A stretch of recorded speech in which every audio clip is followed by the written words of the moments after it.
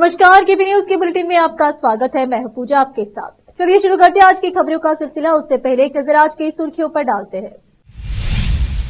पशुधन को बचाना और संवर्धित करना चाहिए, मंत्री ईश्वर खंडे ने कहा।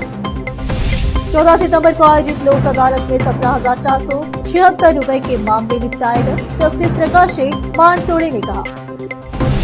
मुखलिका समुदाय के संतों को अपनी बात कहनी चाहिए, मुख्यमंत्री नीतीश कुमार। डीसी रोड तनाव के लिए सीधे तौर पर कांग्रेस जिम्मेदार, दक्षिण कन्नड़ सांसद ब्रजेश चौटा का आरोप।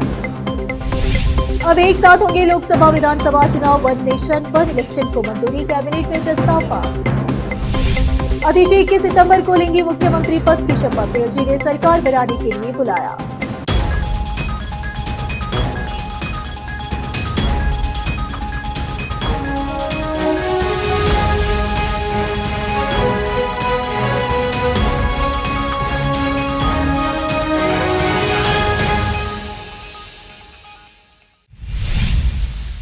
समाचारों का सिलसिला शुरू करते हुए देखते समाचार विस्तार से। हिरगापुर के पास पांशा और कारंजा नदियां बह रही हैं। यहाँ गाय, भैंस, बकरी और भेड़ पालने के लिए अच्छी जलवायु है। जंगल को सुरक्षित और संवर्धित करना होगा, पर्यावरण एवं जीव विज्ञान तथा बीदर जिला प्रभारी मंत्री ईश्वर खंडे ने कहा। वह बुधवार को जिला पंचायत और पशुपालन एवं पशु चिकित्सा सेवा विभाग बीदर के सहयोग से औराद बी में थे। उन्होंने तालुके के हिरगापुर गाँव में मवेशी प्रजनन और प्रशिक्षण केंद्र की आधारशिला रखने के बाद बात की।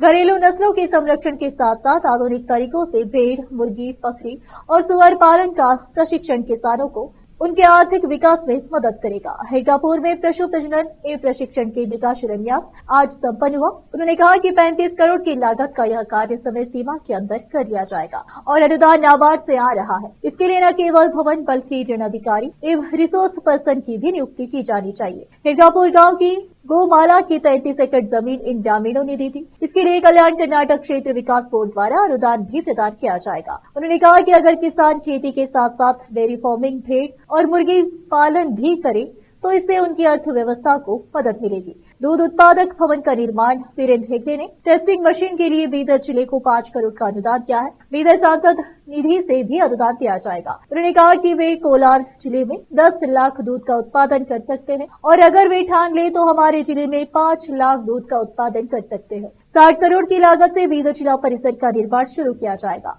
15 करोड़ लागत पर इको पर्यटन देवादेव वना के लिए 15 करोड़ हमने अनुदान दिया है। उन्होंने कहा कि आइए हम सब मिलकर बीदर जिले के विकास के लिए काम करें। पशुपालन और रेशम मंत्री और चामराजनगर जिले के प्रभारी मंत्री के वेंकटेश ने कहा कि हिरगापुर पशुधन प्रजनन अनुसंधान केंद्र बेंगलुरु के हेसरगट्टा के बाद राज्य का दूसरा केंद्र होगा। एनिमल यूनिवर्सिटी बीदर जिले ने कहा कि नांजू अड़प्पा की रिपोर्ट के अनुसार यह हिस्सा पिछड़ा हुआ है और यहाँ बहुत सारे मवेशी है। 14 सितंबर को बीदर जिले की सभी अदालतों में आयोजित राष्ट्रीय की लोक अदालत में कुल 17,476 मामलों का निपटारा किया गया और ग्राहकों को कुल 7,98,87,531 रुपए का मुआवजा प्रदान किया गया। सचिव प्रकाश बानसोड़े ने कहा। यह बात उन्होंने बुधवार को जिला विधिक सेवा प्राधिकार के कार्यालय कक्ष में आयोजित संवाददाता सम्मेलन को संबोधित करते हुए कहा कि जिनमें से 6,788 मामले लंबित रुपए में निपटाए गए हैं। 7,44,11,543 की वसूली की गई और मुआवजा प्रदान किया गया। जिले भर में कुल 10,688 प्री लिटिगेशन मामलों का निपटारा रुपए की राशि में किया गया है। उन्होंने कहा कि 54,75,988 रुपए की वसूली और मुआवजा प्रदान किया गया है। बैंक रिकवरी, नगर निगम, नगर ग्राम पंचायत संपत्ति कर और बीएसएनएल, जेस्कॉम बकाया और यातायात वसूली मामलों में 10,688 मामलों का निपटारा किया गया है। 54,75,988 की वसूली की गई। उक्त लोक अदालत में जिले भर में कुल 17,476 मामले निस्तारित किए गए तथा 7,98,87,531 मुआवजा एवं वसूली के माध्यम से निस्तारित किए गए। जिला न्यायालय में वैवाहिक विवाद का निपटारा कर एक जोड़े को एक कराया गया। इस अवसर पर उन्होंने कहा कि वे जिले के सभी लोगों को बधाई देना चाहते हैं जिन्होंने उक्त लोक अदालत में सभी मामलों को निपटाने में मदद की। कैमरामैन पपुराज का कवरेज। 14/9/2014 बीदर जिल्ಲೆಯಲ್ಲಿ ರಾಷ್ಟ್ರೀಯ ಲೋಕದಾಲತನ್ನು ಹಮ್ಮಿಕೊಳ್ಳಲಾಗಿತ್ತು। ಸದರಿ ರಾಷ್ಟ್ರೀಯ ಲೋಕದಾಲತ್ನಲ್ಲಿ ಜಿಲ್ಲಾದ್ಯಂತ ಒಟ್ಟು 14,476 ಪ್ರಕರಣಗಳನ್ನು ಇತ್ಯರ್ಥಪಡಿಸಲಾಗಿದೆ। ಅವುಗಳಲ್ಲಿ ನ್ಯಾಯಾಲಯದಲ್ಲಿ ಬಾಕಿ ಇದ್ದ ಪ್ರಕರಣಗಳು 6,788 ಹಾಗೂ 7,96,540 ವಸೂಲಾತಿ ಮತ್ತು ಪರಿಹಾರವನ್ನು ಒದಗಿಸಲಾಗಿದೆ. ಅದೇ ರೀತಿ 10,688 ಪ್ರಕರಣ ರಾಜ್ಯ ಪೂರ್ವ ಪ್ರಕರಣಗಳನ್ನು ಸದರಿ ರಾಷ್ಟ್ರ ಲೋಕದಾತ್ನಲ್ಲಿ ಇತ್ಯರ್ಥಗೊಳಿಸಲಾಗಿದೆ. ಸದರಿ 5,47,5,988 ಹಣವನ್ನು ವಸೂಲಾತಿ ಮಾಡಿ ಪರಿಹಾರವನ್ನು ಒದಗಿಸಲಾಗಿದೆ.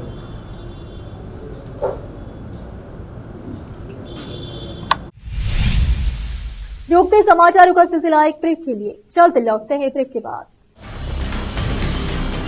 हिंदुस्तान के हर कोने में हम हैं मौजूद। 24 घंटे हालात पर गहरी नजर, खबरों से जुड़े चुपते सवालात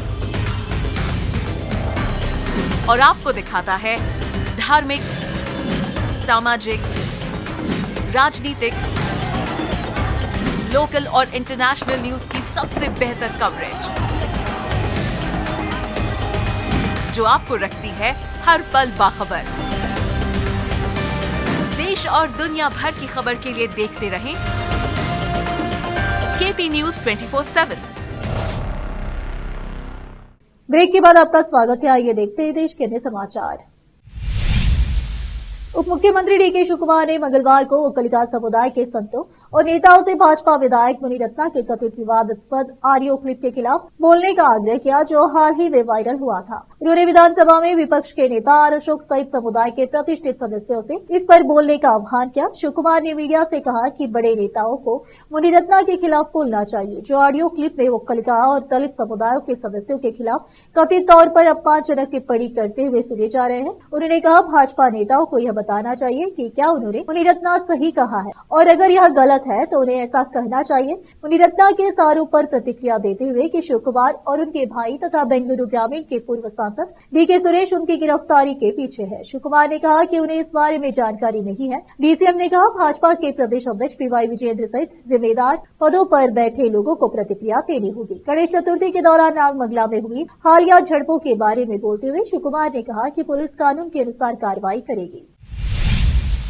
दक्षिण कन्नड़ सांसद कैप्टन ब्रिजेश चौटा ने बंटवाल की बीसी रोड पर हुए तनाव के लिए राज्य सरकार को जिम्मेदार ठहराया है। राज्य में कांग्रेस के नेतृत्व वाली सरकार आने के बाद से ऐसी घटनाएं आम हो गई है। मंगलुरु में जिला भाजपा कार्यालय में प्रधानमंत्री नरेंद्र मोदी के जन्मदिन के अवसर पर आयोजित रक्तदान शिविर के अवसर पर मीडिया कर्मियों से बात करते हुए उन्होंने कहा, ऐसा लगता है कि सीएम सिद्धरामैया ने अपने पिछले अनुभव से कोई सबक नहीं सीखा है। कांग्रेस के नेतृत्व वाली सरकार हिंदू विरोधी और जन विरोधी नीतियों का पालन करना जारी रखे हुए है और भ्रष्टाचार में डूबी हुई है। परिणाम स्वरूप बंटवाल टीएमसी के पूर्व अध्यक्ष और पार्षद ने भड़काऊ बयान जारी करने का दुस्साहस किया, जिससे हिंदू समुदाय भड़क गया। ऑडियो क्लिपिंग के वायरल होने के तुरंत बाद मैंने पुलिस अधीक्षक और पुलिस विभाग के उच्च अधिकारियों से उन्हें गिरफ्तार करने का आग्रह किया था, क्योंकि केवल एफआईआर दर्ज करना पर्याप्त नहीं था। जो लोग राष्ट्र विरोधी बयान जारी करते हैं और सांप्रदायिक नफरत के बीच बोते हैं और शांति भंग करने का प्रयास करते हैं, उन्हें दंडित किया जाना चाहिए, ताकि यह सुनिश्चित हो सके कि जिले और राज्य में ऐसी घटनाएं दोबारा न हो।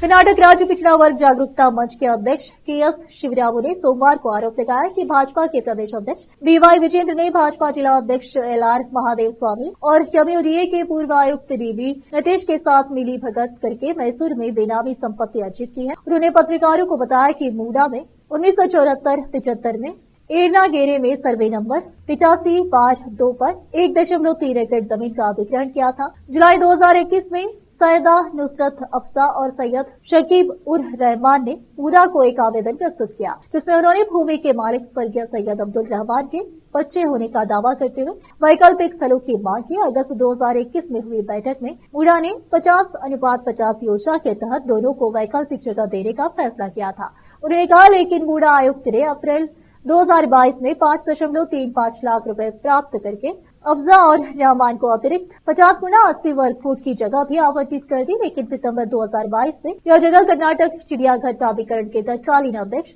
एलआर महादेव स्वामी की पत्नी सौम्या को हस्तांतरित कर दी गई। उन्होंने आरोप लगाया, बाजार मूल्य के अनुसार इस साइट की कीमत 7 करोड़ रुपए से अधिक है, लेकिन सौम्या ने इसे 5.36 लाख रुपए में खरीदा। क्योंकि नटेश और महादेव स्वामी विजेंद्र के करीबी सहयोगी हैं, इसीलिए पौष इलाके में साइट हासिल करने के लिए यह तीनों की साजिश है। रोकते समाचारों का सिलसिला एक ब्रेक के लिए, जल्द लौटते हैं ब्रेक के बाद। हिंदुस्तान के हर कोने में हम हैं मौजूद। 24 घंटे हालात पर गहरी नजर, खबरों से जुड़े चुपते सवालात और आपको दिखाता है धार्मिक, सामाजिक, राजनीतिक, लोकल और इंटरनेशनल न्यूज की सबसे बेहतर कवरेज, जो आपको रखती है हर पल बाखबर। देश और दुनिया भर की खबर के लिए देखते रहें केपी न्यूज 24/7। ब्रेक के बाद आपका स्वागत है। आइए देखते हैं देश के अन्य समाचार। प्रधानमंत्री नरेंद्र मोदी की अगुवाई वाली कैबिनेट ने भारत में एक देश एक चुनाव यानी वन नेशन वन इलेक्शन के प्रस्ताव को मंजूरी दे दी है। बुधवार को मोदी कैबिनेट ने बैठक में देश में एक साथ चुनाव कराने के प्रस्ताव को मंजूरी दी है। जानकारी के मुताबिक दोपहर 3 बजे मोदी कैबिनेट की मीटिंग में लिए गए फैसले पर ब्रीफिंग दी जाएगी। पूर्व राष्ट्रपति रामनाथ कोविंद की अध्यक्षता वाली समिति ने एक राष्ट्र एक चुनाव के मुद्दे पर 62 पार्टियों से संपर्क किया था और इस पर जवाब देने वाले 47 राजनीतिक दलों में से 32 ने एक साथ चुनाव कराने के विचार का समर्थन किया, जबकि 15 दलों ने इसका विरोध किया। रिपोर्ट के अनुसार कुल 15 पार्टियों ने कोई प्रतिक्रिया नहीं दी थी। केंद्रीय मंत्री अश्विनी वैष्णव ने एक प्रेस कॉन्फ्रेंस में इसके बारे में विस्तार से बताया। उन्होंने कहा, पहले फेज में लोकसभा और विधानसभा के चुनाव होंगे और इसके 100 दिन बाद स्थानीय निकायों के चुनाव कराए जाएंगे। उन्होंने कहा कि कमेटी के सुझाव पर देश भर में चर्चा होगी। सभी से आह्वान है कि इस पर अपनी जरूर प्रतिक्रिया दें। इस व्यवस्था से लोकतंत्र को मजबूती मिलेगी, खर्च बचेंगे। दिल्ली में आतिशी के नेतृत्व में 21 सितंबर को आम आदमी पार्टी की सरकार बनेगी। आम आदमी पार्टी के विधायक दल के नेता आतिशी को एलजेवीके सक्सेना 21 सितंबर को मुख्यमंत्री पद की शपथ दिलाएंगे। इसके साथ आम आदमी पार्टी के कुछ विधायकों को भी मंत्री पद की शपथ दिलाई जाएगी। इस दौरान अरविंद केजरीवाल, मनीष सिसोदिया समेत आम आदमी पार्टी के कई नेता भी मौजूद रहेंगे। बता दें कि आतिशी दिल्ली की तीसरी महिला मुख्यमंत्री होगी। वह आम आदमी पार्टी की पहली महिला नेता है जिन्हें मुख्यमंत्री पद की शपथ दिलाई जाएगी। इससे पहले आतिशी ने मंगलवार को उपराज्यपाल वीके सक्सेना से मिलकर सरकार बनाने का दावा पेश किया था। इसके बाद एलजेवीके सक्सेना ने आतिशी को सरकार बनाने के लिए आमंत्रित किया। माना जा रहा है कि केजरीवाल सरकार में मंत्री रहे नेताओं को फिर से मंत्री पद की शपथ दिलाई जाएगी। इसके अलावा 2 नए विधायकों को भी कैबिनेट में शामिल किया जाएगा। इनमें से एक दलित समुदाय से होगा। आम आदमी पार्टी से जुड़े सूत्र ने बताया कि केजरीवाल कैबिनेट में जो मंत्री पहले शामिल थे उन्हें रिपीट किया जा सकता है। गोपाल राय, इमरान हुसैन, कैलाश गहलोत और सौरभ भारद्वाज का फिर से कैबिनेट मंत्री बनना लगभग तय है। हालांकि आधिकारिक ऐलान अभी नहीं किया गया है। दिल्ली में मुख्यमंत्री को मिलाकर कुल 7 मंत्री बनाए जा सकते हैं। राहुल गांधी पर दिए बयान को लेकर केंद्रीय मंत्री नवनीत बिट्टू के खिलाफ कांग्रेस देश भर में विरोध प्रदर्शन कर रही है। इस बीच दिल्ली का एक वीडियो सामने आया है जिसमें भारतीय युवा कांग्रेस के सदस्य विरोध प्रदर्शन कर रहे हैं, जहां आगजनी भी की गई है। इसे लेकर बीजेपी नेता और केंद्रीय मंत्री नवनीत बिट्टू ने कांग्रेस पर निशाना साधा है। केंद्रीय मंत्री नवनीत बिट्टू कहा, कांग्रेस अपनी पुरानी चालों पर वापस आ गई है। जो कोई भी गांधी परिवार को उजागर करेगा उसे 1984 के सिख दंगों की याद दिलाते हुए आगजनी और हिंसा की धमकियों का सामना करना पड़ेगा। क्या इसे ही वे अपनी मोहब्बत की दुकान कहते हैं? लोग देख रहे हैं और नोट कर रहे हैं। बता दें कि राहुल गांधी को लेकर दिए बयान को लेकर कांग्रेस नवनीत बिट्टू के खिलाफ प्रदर्शन कर रही नवनीत सिंह बिट्टू ने हाल ही में कांग्रेस सांसद राहुल गांधी के खिलाफ विवादित बयान दिया था। केंद्रीय मंत्री ने राहुल गांधी को देश का नंबर 1 आतंकी बताया था। शिवसेना उद्धव बाळासाहेब ठाकरे के वरिष्ठ नेता संजय राउत ने बुधवार को राहुल गांधी के खिलाफ साजिश रचे जाने और उनकी जान को खतरा होने का आरोप लगाया तथा राज्य में सत्तारूढ़ भारतीय जनता पार्टी, भाजपा और शिवसेना के जनप्रतिनिधियों की ओर से पूर्व कांग्रेस अध्यक्ष के खिलाफ की गई टिप्पणियों की निंदा की। पत्रकारों से बात करते हुए उन्होंने गांधी के खिलाफ सत्तारूढ़ दलों के नेताओं की टिप्पणियों के बाद प्रधानमंत्री नरेंद्र मोदी और केंद्रीय गृह मंत्री अमित शाह की चुप्पी पर भी सवाल उठाया। उन्होंने कहा, दिल्ली, लखनऊ और महाराष्ट्र के लोग वही भाषा बोल रहे हैं जैसे कि उनका गांधी हष्ट उनकी दादी इंदिरा गांधी और उनके पिता राजीव गांधी की तरह होगा। उन्होंने कहा कि गृह मंत्री और प्रधानमंत्री कार्रवाई नहीं कर रहे हैं, इसका मतलब है कि वे ऐसी टिप्पणी करने वाले लोगों के साथ हैं। उन्होंने कहा, हम इसके गांधी पर टिप्पणी और इन दोनों नेताओं प्रधानमंत्री और गृह मंत्री की चुप्पी की भी निंदा करते हैं। वह राहुल विपक्ष के नेता हैं और उन्हें कैबिनेट रैंक प्राप्त है। जब आपकी पार्टी के लोग उन पर हमला करने की बात करते हैं और आप प्रधानमंत्री और गृह मंत्री चुप रहते हैं। शिवसेना के राज्यसभा सदस्य ने कहा, इसे बर्दाश्त नहीं किया जा सकता। केंद्रीय मंत्रिमंडल ने वन नेशन वन इलेक्शन पर पूर्व राष्ट्रपति रामनाथ कोविंद की अध्यक्षता में गठित समिति की रिपोर्ट को मंजूर कर लिया है। कैबिनेट की बैठक में इस संबंध में प्रस्ताव पास कर दिया गया है। अब देश भर में इसके बारे में लोगों से राय ली जाएगी और फिर इसे लागू किया जाएगा। इस बीच विपक्ष की ओर से भी इस पर प्रतिक्रिया आनी शुरू हो गई है। कांग्रेस अध्यक्ष मल्लिकार्जुन खड़गे ने कहा कि one nation one election practical नहीं है, यह चलने वाला नहीं है। जब चुनाव आते हैं तो वो इस सब बातें करते हैं, लेकिन देश के लोग भी इसे मानने वाले नहीं है। वहीं AIMIM के चीफ असदुद्दीन ओवैसी ने कहा, मैंने लगातार वन नेशन वन इलेक्शन का विरोध किया है। यह संघवाद को नष्ट करता है और लोकतंत्र से समझौता करता है, जो संविधान के मूल ढांचे का हिस्सा है। उन्होंने कहा कि नरेंद्र मोदी और अमित शाह को छोड़कर किसी के लिए भी कई चुनाव कोई समस्या नहीं है, सिर्फ इसलिए कि उन्हें नगर पालिका और स्थानीय निकाय चुनावों में भी प्रचार करने की बहुत जरूरत है। लगातार और समय समय पर चुनाव लोकतांत्रिक जवाबदेही में सुधार करते हैं। एक बार फिर से रुकते हैं ब्रेक के लिए, जल्द लौटते हैं ब्रेक के बाद। हिंदुस्तान के हर कोने में हम हैं मौजूद। 24 घंटे हालात पर गहरी नजर, खबरों से जुड़े चुपते सवालात और आपको दिखाता है धार्मिक, सामाजिक, राजनीतिक, लोकल और इंटरनेशनल न्यूज की सबसे बेहतर कवरेज, जो आपको रखती है हर पल बाखबर। देश और दुनिया भर की खबर के लिए देखते रहें KP News 24/7। ब्रेक के बाद आपका स्वागत है। आइए अब देखते हैं अंतर्राष्ट्रीय समाचार। म्यांमार में पिछले सप्ताह आए तूफान यागी ने कहर बरपाया है। तूफान की वजह से भारी बारिश हुई, जिसके बाद बाढ़ और भूस्खलन की घटनाओं में कम से कम 226 लोगों की मौत हो गई है। 77 लोग लापता बताए जा रहे हैं। सरकारी मीडिया ने मंगलवार को इस बारे में जानकारी दी है। सरकारी म्यांमार एयरलाइन की ओर से बताई गई मृतकों की संख्या शुक्रवार को बताए गए शुरुआती आंकड़ों का करीब 7 गुना है और ऐसी आशंका है कि मृतकों की संख्या और बढ़ सकती है। बाढ़ के कारण 6 लाख से अधिक लोग प्रभावित हुए हैं। गृह युद्ध से प्रभावित म्यांमार में संचार दिक्कतों के चलते हताहतों की संख्या लगाने का काम धीमा है। आसियान मानवीय सहायता समन्वय केंद्र के मुताबिक तूफान यागी ने सबसे पहले वियतनाम, उत्तरी थाईलैंड और लाओस को प्रभावित किया था। वियतनाम में करीब 300, थाईलैंड में 42 और लाओस में 4 लोगों की मौत हुई थी।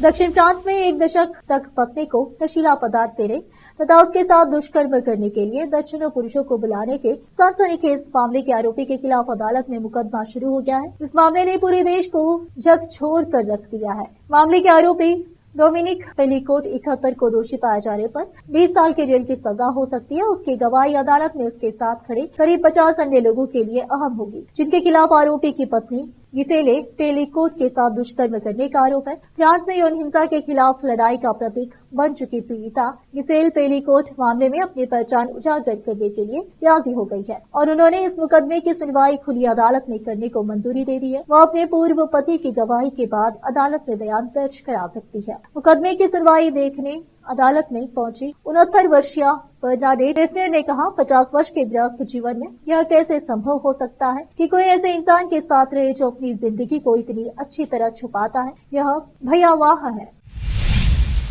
फिर से एक नजर सुर्खियों पर। पशुधन को बचाना और संवर्धित करना चाहिए, मंत्री खड़गे ने कहा।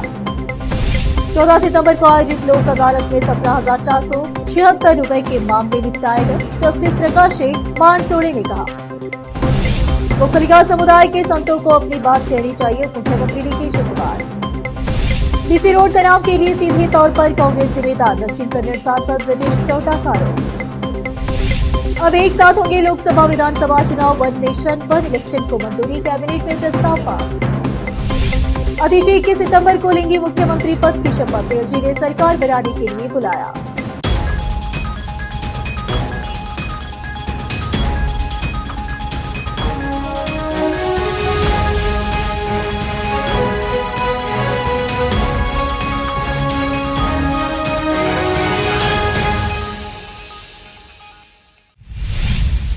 केपी न्यूज के बुलेटिन में आज इतना ही। आप देख रहे थे हमारा चैनल केपी न्यूज 24/7।